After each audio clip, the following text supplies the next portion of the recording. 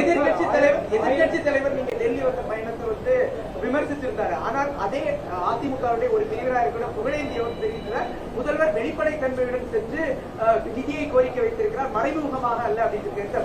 இதை நீங்க எப்படி பாருங்க? வெள்ளக்குடியை காட்ட போறாரு சொன்னாரு. வெள்ளக்குடி இல்ல, அவர்கிட்ட இருக்கிற மாதிரி காவி கூட இல்ல. அவங்களுடைய ஒரு பிரிவினரை வந்து உங்களுக்கு பாராட்டு தெரிவிச்சிருக்காங்க. அது மரியாதை சந்திப்பு. எப்ப டெல்லிக்கு வந்தாலும் அவங்க சந்திக்காம போறதில்ல.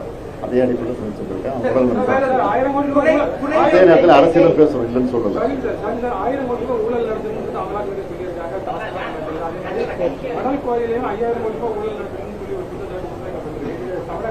அதெல்லாம் குத்தலாட்டம், பொய், தேவையில்லாம பிரச்சாரம் பண்ணிட்டு இருக்காங்க.